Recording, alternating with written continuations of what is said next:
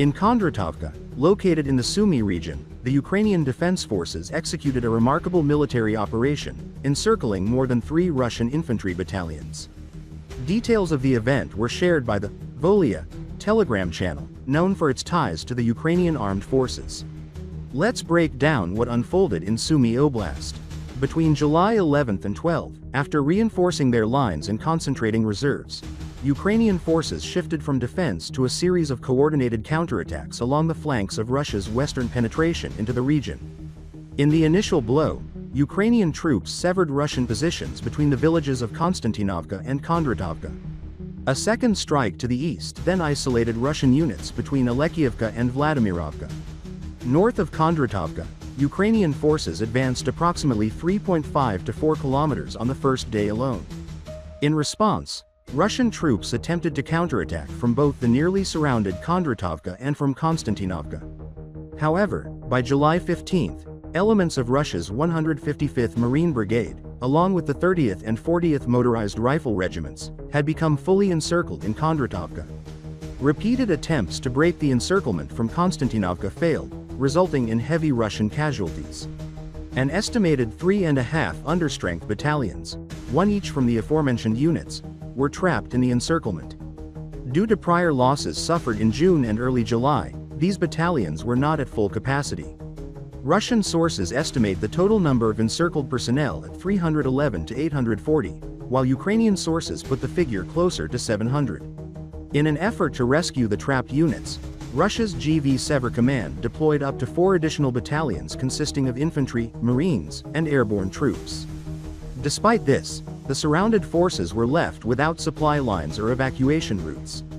Rather than launching a costly frontal assault on the fortified village, Ukrainian forces opted for gradual attrition. Artillery and drone strikes continuously pounded the area, while Ukrainian infantry tightened the encirclement, slowly forcing Russian troops deeper into the ruins of Kondratovka, shrinking the so-called cauldron, and enhancing the effectiveness of indirect fire. By July 21 to 22, resistance among the trapped Russian troops had all but collapsed. By July 23, the battle was effectively over. Most of the surrounded soldiers had been killed or wounded, many without access to medical aid. A small number surrendered. Among the dead were officers from all 3 encircled units, including the battalion commander of the 40th Regiment. Following these losses, the 30th Motorized Rifle Regiment has been rendered combat ineffective and is slated for withdrawal and reorganization. Its remnants, along with other defeated Russian infantry units from the Sumy axis, may be sent to Belarus. Meanwhile, in the Alekseyevka area, up to 4 more Russian battalions, infantry and airborne, are reportedly facing a similarly dire situation.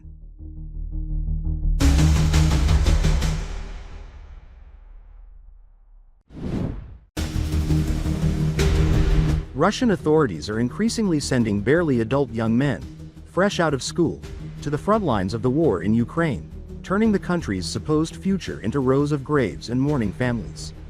According to an investigation by the BBC, at least 245 Russian soldiers aged just 18 have been confirmed killed in combat over the past 2 years. Experts warn that the true number is likely much higher. Officially, 18-year-olds in Russia are not meant to serve in active combat. President Vladimir Putin, now 72, once publicly assured that conscripts would not be deployed to the front. Yet, behind these promises lies a covert system designed to funnel teenagers straight from graduation to the battlefield. Many are persuaded, or coerced, into signing military contracts, often lured by promises of cash or forced under pressure from police. Recruiters reportedly receive bonuses of 100,000 rubles per new soldier. Security forces play a central role in this machinery. In impoverished regions, recruiters target young men with few prospects, turning desperation into enlistment. The post-invasion education system has also been repurposed for militarization. Schools now hold patriotism lessons, teach children to make trench candles, and bring in soldiers to read battlefield stories. Training rifles have reappeared in classrooms for older students, all part of an effort to shape the young into soldiers. One particularly harrowing case is that of Vitaly Ivanov from Siberia. According to the BBC, he was allegedly beaten by police at a station and soon after found himself on the front lines. He was killed during his very first combat mission, just days into his deployment. Between April 2023 and July 2025, the BBC verified the deaths of 245 18-year-old Russian contract soldiers. In total, at least 2,812 soldiers aged 18 to 20 have died in the war. Due to limited transparency and restricted media coverage, some estimates suggest the real death toll may be as high as 267,000 across all ages. Teenagers who once dreamed of becoming doctors, engineers, or IT specialists are now dying in trenches far from home. Some fall for state propaganda, others are threatened or misled, but all are exploited by a system that treats them as expendable. They're young, naive, and don't fully understand where they're going, said the girlfriend of Alexander Petlinsky, an 18-year-old who signed a military contract just 2 weeks after his birthday. He was killed 20 days later.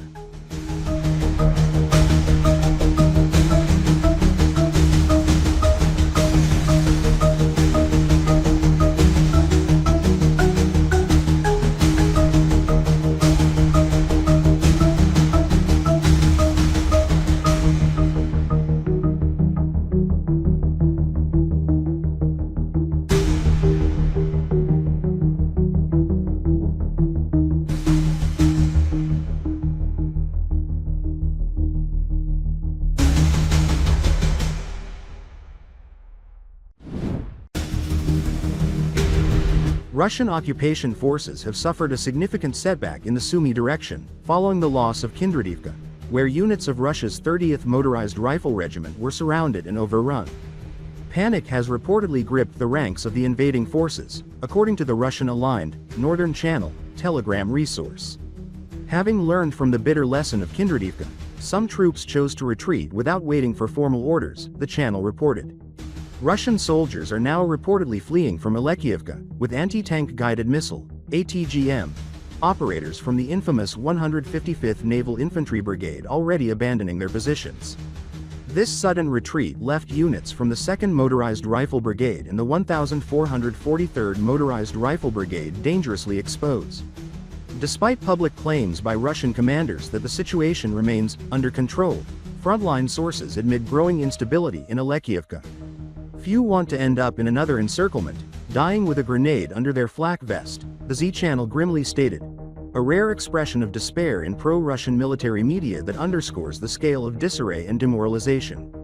The Ukrainian defense forces have not only halted Russian advances in the Sumy region but are now steadily pushing the occupiers back toward the border. With continued precision strikes on enemy logistics hubs and fortifications, Ukraine maintains the initiative in this sector. According to the Deep State Project, the 225th Separate Assault Regiment of the Ukrainian Armed Forces has officially liberated Kondratovka, the second village this unit has recaptured in the region, after reclaiming Andriivka earlier. The operation in Kondratovka was described as both tactically sharp and devastating for Russian forces. Heavy losses were reported among the Russian invaders, particularly within the 40th and 155th Naval Infantry Brigades. The 155th, often referred to as Putin's favorite, lost nearly its entire command staff after a Ukrainian missile strike on their headquarters in Koronivo, a Russian town near the border, on July 3. Among the casualties was Major General Mikhail Gudkov, Deputy Commander-in-Chief of the Russian Navy. The 30th Motorized Rifle Regiment also suffered severe losses, including the death of a battalion commander. Ukrainian forces successfully placed Russian troops in operational encirclement for a prolonged period, eventually dislodging them through precise and unconventional tactics. Analysts have praised the 225th Separate Assault Regiment for its effectiveness in complex operations. Its performance in the Sumy region has reinforced its reputation as one of Ukraine's most capable and battle-tested combat units in the ongoing war.